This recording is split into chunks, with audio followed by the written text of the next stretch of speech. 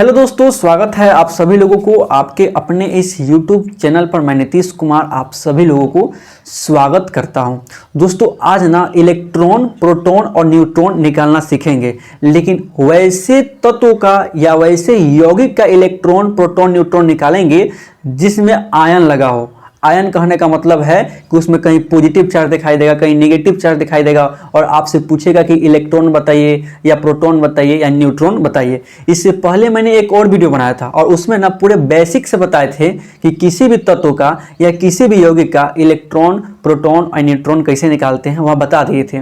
तो चलिए दोस्तों, इस वीडियो को हम स्टार्ट करते हैं और देखते हैं कि आखिर आयन में कैसे क्वेश्चन पूछेगा और कैसे जो है हम इलेक्ट्रॉन, प्रोटॉन और न्यूट्रॉन की संख्या निकाल सकते हैं। देखिए दोस्तों, सबसे पहले तो आपको यह ध्यान देना है कि कोई भी तत्व रहेगा आपका एक्स के फॉर्म में रहेगा, चाहे कोई भी तत्व। मैंने एग्जांपल से बताया कि कोई भी तत्व जैसे कि आपका सोडियम दे सकता है, आपका क्लोरीन दे सकता है, आपका फास्फोरस दे सकता है, कोई भी तत्व रहेगा वह एक्स के फॉर्म में रहेगा। यहां तक तो आपको दिक्कत नहीं होना चाहिए। तो ये समझिए कि ये आपका एक्स तत्व है, एक्स क्या आपका तत्व है और इसके माथे पर क्या लगाया, प्लस। क्या लगाया है, प्लस लगा रहेगा। यानी कि कोई भी तत्व के माथे पर यदि इसका प्लस दिखाई दे रहा है तो बस आप ये समझिएगा कि वह इलेक्ट्रॉन का क्या किया, त्याग दिया। इलेक्ट्रॉन का क्या किया, त्याग दिया है। यदि एक प्लस दिखाई देगा तो एक इलेक्ट्रॉन त्यागा, यदि दो प्लस दिखाई देगा तो दो इलेक्ट्रॉन त्यागा है और यदि तीन प्लस दिखाई देगा तो तीन इलेक्ट्रॉन त्यागा है। यानी कि उसमें जितना इलेक्ट्रॉन रियल में होना चाहिए था उसमें जितना प्लस दिखाई देगा उतना कम मिलेगा आपको।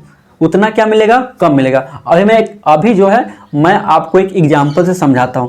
जैसे ध्यान दीजिए, ये आपका हो गया सोडियम, हो गया ना सोडियम, और मैंने यहां लगा दिया प्लस चार्ज। क्या लगाया, प्लस चार्ज लगाया। तो इसमें कुल कितना इलेक्ट्रॉन होगा ये बताइए।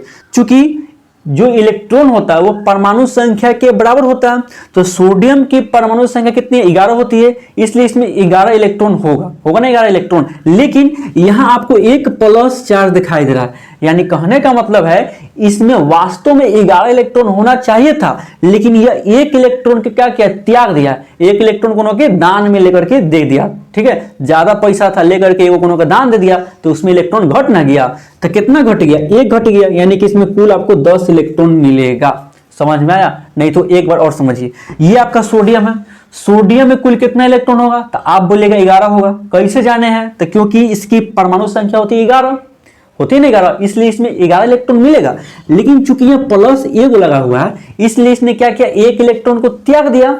अरे त्यागा ना, तो एक घटाएंगे ना, तो 11 में से एक घटाएंगे तो इसमें कुल कितने इलेक्ट्रॉन मिलेगा, आपको 10 इलेक्ट्रॉन मिलेगा। वैसे एक और एग्जांपल देखिए, जैसे कि आपको दे देगा एल्युमिनियम, दे देगा प्लस प्लस प्लस, तीन मिल गया।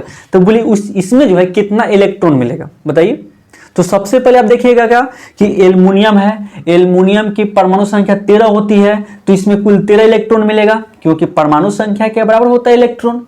तो इसमें 13 इलेक्ट्रॉन होगा ना रियल में। लेकिन यहां जो है ना आपका 3 प्लस लगा हुआ है, और 3 प्लस कहने का मतलब है यह 3 इलेक्ट्रॉन क्या किया, त्याग दिया। त्यागा है ना। तो यहां क्या हो गया, 13 इलेक्ट्रॉन होना चाहिए था और 3 को घटा देंगे। क्यों, क्योंकि 3 को क्या किया, किसी को दान दिया। तो कितना हो गया आपका आंसर, 10। यानी कि आपको वास्तव में यहां 10 इलेक्ट्रॉन देखने को मिलेगा। इस बात को आप समझ गए होंगे। चलिए अब देखते हैं इसको।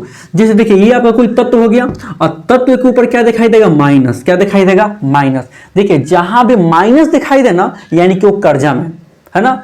देखिए कहीं माइनस दिखाई देता है तो क्या कहता है लोग, कर्जा में है ना। तो वही हाल यहां भी होता है। यानी कहने का मतलब है कि ये आपका कोई तत्व है और तत्व के ऊपर क्या लगा, माइनस लगा है। तो माइनस लगाने का मतलब है कि व्यक्ति क्या है, कर्जा में है। और कर्जा में कब होता है, जब आप किसी से पैसा लिए हो और नहीं चुकाइएगा तो लोग कहता है कितना पैसा क्या है, कर्जा। बोलता है कि नहीं बोलता।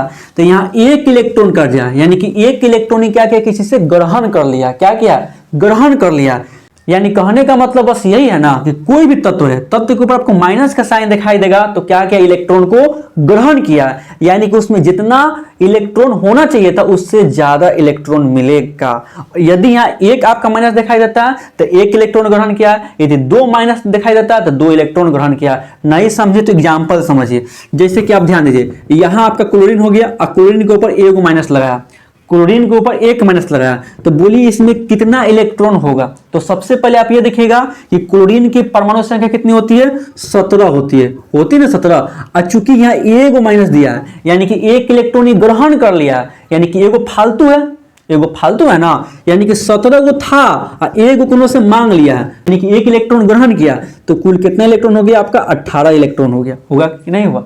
यानी कि क्लोरीन में माइनस लगा दिए तो कितना इलेक्ट्रॉन हो गया 18। तो निकालना कितना आसान है, जितना इलेक्ट्रॉन वो ज्ञात कर लीजिए, कई गो ग्रहण किया कई गो त्यागा, यदि त्यागा है तो उसको घटा देंगे और यदि ग्रहण किया तो उसको जोड़ देंगे। इस प्रकार इसमें कितना हो जाएगा आपका 18 इलेक्ट्रॉन हो जाएगा, इसमें कितना हो जाएगा 10 हो जाएगा और इसमें कितना हो जाएगा 10 हो जाएगा। इससे बहुत अच्छा क्वेश्चन पूछता है। चलिए मैं आपको कुछ और एग्जांपल बताता हूं। देखिए आपका अगला क्वेश्चन क्या है, जैसे कि बोल देगा ऑक्सीजन दे देगा, यहाँ आपका दे दिया 8 और यहाँ दे दिया आपका 16 और 2 को माइनस लगा दिया।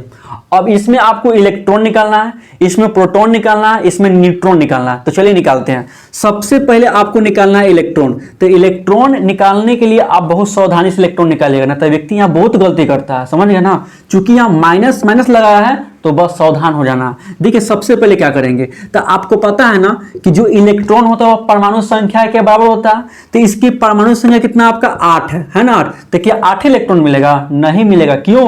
क्योंकि ऊपर देखिए 2 को दिखाई दे रहा है, 2 को ग्रहण किया इलेक्ट्रॉन को, क्योंकि 2 कर्जा में ना है, तो कर्जा में है तो इसको जोड़ना पड़ेगा, यानी कि यहाँ 2 आपको क्या करना पड़ेगा, ऐड करना पड़ेगा। यानी कि 2 इलेक्ट्रॉन जो ग्रहण किया है उसको जोड़िएगा तो कितना इसमें इलेक्ट्रॉन मिलेगा आपको, 10 गो इलेक्ट्रॉन मिलेगा। ये हो गया आपका आंसर। अब प्रोटॉन का बताता है, तो प्रोटॉन किसके बराबर होता है जी? तो प्रोटॉन होता है परमाणु संख्या के बराबर होता है। यहाँ परमाणु संख्या कितना आपका 8 दिया है, इसलिए इसमें प्रोटॉन कितना हो जाएगा 8 हो जाएगा। अब आपको निकालना है न्यूट्रॉन निकालना है। तो न्यूट्रॉन कैसे निकालेंगे? तो न्यूट्रॉन का फॉर्मूला क्या होता है, परमाणु द्रव्यमान। परमाणु द्रव्यमान को ए से इंडिकेट करते हैं और माइनस परमाणु संख्या, यही ना होता है। अब ध्यान दीजिए ए यानी कि परमाणु द्रव्यमान कितना आपका 16 दिया हुआ है, जो ऊपर तो वही ना होता है परमाणु द्रव्यमान। तो ये आपका 16 हो गया, अब माइनस परमाणु संख्या 8 दिया है, तो 8 घटाएंगे तो कितना आपका आंसर हो जाएगा 8 आंसर हो जाएगा।